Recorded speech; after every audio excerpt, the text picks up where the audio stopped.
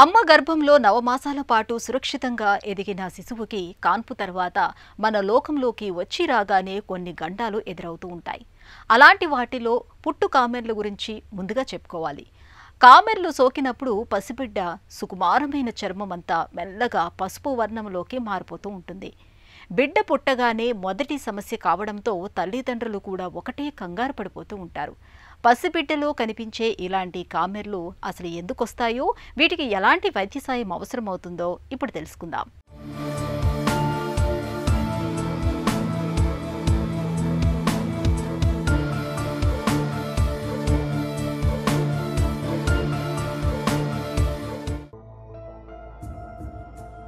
సాధారణంగా కామెర్లు ప్రసవం జరిగిన 2వ రోజు నుంచే మొదలవుతాయి. ఆ తర్వాత 3 నుంచి 5 రోజుల్లో కామెర్లు పెరిగి వారంలోగా తగ్గిపోతాయి. పసికందుల్లో పుట్టుకతో వచ్చే కామెర్లకు దాదాపు చికిత్స అవసరం ఉండదు. స్వతహాగానే కామెర్లు తగ్గిపోతాయి. పసికందుల్లో కనిపించే కామెర్లు పెద్దల కామెర్ల లాంటివి కావు. ఈ కామెర్లకు కాలేయంతో సంబంధం ఉండదు. పుట్టిన వెంటనే పరిస్థితులకు అలవాటు పడే క్రమంలో పసికందుల శరీరంలో జరిగే మార్పుల ఫలితంగానే కామెర్లు కనిపిస్తాయి. కాబట్టి సాధారణంగా చికిత్సతో పని లేకుండానే వారంలోగా సర్దుకుంటాయి. కానీ కొందరు పిల్లల్లో కామెర్లు విపరీతంగా వస్తాయి. పసికందుల్లో కామెర్లు వస్తే ముఖం, ఛాతీలతో పాటు కాళ్ళు, చేతులు కూడా పసుపు పచ్చగా మారిపోతాయి. ఇలాంటి పరిస్థితిలో పిల్లలకు ఫోటోథెరపీ లైట్స్ పెట్టి కామెర్లను తగ్గించవచ్చు. పసిపిల్లల్లో పచ్చకామెర్లు గురించి మనం మాట్లాడుకునేటప్పుడు మన ముఖ్యంగా ఏంటంటే పచ్చకామెర్లు 2 రకాలుగా ఉంటాయి అన్నమాట.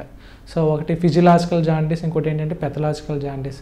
మరి ముఖ్యంగా ఏంటంటే ఫిజియలాజికల్ జాండీస్ అనేది పిల్లలు పుట్టిన 24 గంటల తర్వాత స్టార్ట్ అవుతుంది. స్టార్ట్ అయిన తర్వాత ఏంటంటే డే 3 అంటే పుట్టిన 3వ రోజుకి 4వ రోజుకి ఏంటంటే ఈ ఫిజియలాజికల్ జాండీస్ అనేది పెరిగే ఛాన్సెస్ ఉంటుంది. సో మరి పెథలాజికల్ జాండీస్ ఏంటంటే 24 గంటల లోపు అనేది ఇది స్టార్ట్ అవుతుంది అనమాట. So comparatively physiological jaundice, pathological jaundice compare చేస్తే ఏంటంటే పెథలాజికల్ జాండీస్ అనేది మనం కొంచెం జాగ్రత్తగా డీల్ చేయాల్సిందే. సో ఈ పెథలాజికల్ జాండీస్ ఏంటంటే కొన్నిసార్లు ఏంటంటే జాండీస్ లెవెల్స్ హైయర్గా ఉంటాయి. సో ఎందుకు వచ్చింది అనేది మనం ఏంటంటే బేబీని ఎవాల్యూట్ చేసి ఆ రీజన్ ఐడెంటిఫై చేస్తే కనుక మనం చక్కగా ట్రీట్మెంట్ చేయొచ్చు. కాబట్టి ఏంటంటే చాలామంది పిల్లలు మనం రెగ్యులర్గా చూసే ఈ పచ్చకామెర్లు ఏంటంటే ఫిజియలాజికల్ జాండీస్ ఉంటాయి. నెలల నిండి పిల్లలు ఏంటంటే ఒక 60% వరకు పిల్లల్లో ఏంటంటే ఫిజియలాజికల్ జాండీస్ ఉంటాయి. నెలలు నిండకుండా పుట్టిన వాళ్ళు ఏంటంటే ఒక 80% వరకు ఏంటంటే ఈ ఫిజియలాజికల్ జాండీస్ అనేది మనం చూస్తామన్నమాట. ఫిజియలాజికల్ జాండీస్ అని మనం చెప్పుకున్నాం కదా. ఈ ఫిజియలాజికల్ జాండీస్లో ఏంటంటే మెయిన్గా ఏంటంటే లివర్ మెచ్యూర్గా అంతగా లేకపోవటం వల్ల అనేది ఈ ఫిజియలాజికల్ జాండీస్ మనం చూస్తామన్నమాట. సో ఇందులో రిస్క్ ఫ్యాక్టర్స్, ఏ రిస్క్ ఫ్యాక్టర్స్ అంటే వేటి వల్ల ఈ జాండీస్ లెవెల్స్ అని ఎక్కువగా ఉంటాయి అనుకుంటే కనుక యాక్చువల్గా ఏంటంటే ఫీడింగ్ ప్రాబ్లమ్స్, లైక్ ఏంటంటే ఫ్రీక్వెంట్గా ఫీడింగ్ ఇవ్వకపోవడం వల్ల.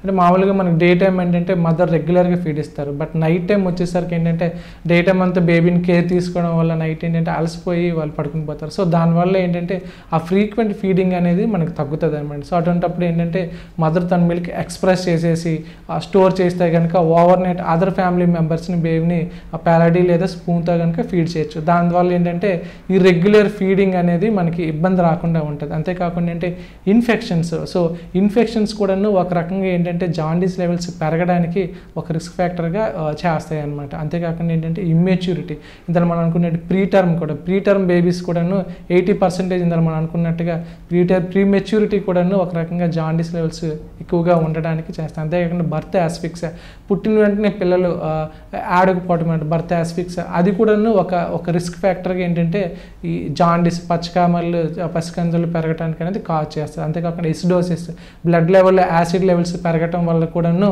అంతేకాకుండా సర్టెన్ డ్రగ్స్ అనమాట, కొన్ని డ్రగ్స్ మనం రొటీన్గా యూజ్ చేసే డ్రగ్స్ కూడాను కొన్నిసార్లు ఏంటంటే జాండీస్ లెవెల్స్ పెరగటానికి అనేవి ఒక రిస్క్ ఫ్యాక్టర్గా ఉంటాయి అన్నమాట.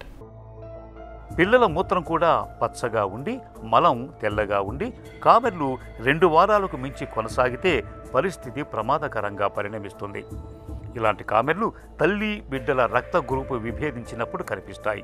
తల్లిది నెగటివ్ బ్లడ్ గ్రూపు ఉండి బిడ్డది పాజిటివ్ ఉన్నా, తల్లిది O పాజిటివ్ ఉండి బిడ్డ రక్తం A లేదా B పాజిటివ్ ఉన్నా పుట్టే పిల్లలకు కామెర్లు విపరీతంగా వస్తాయి.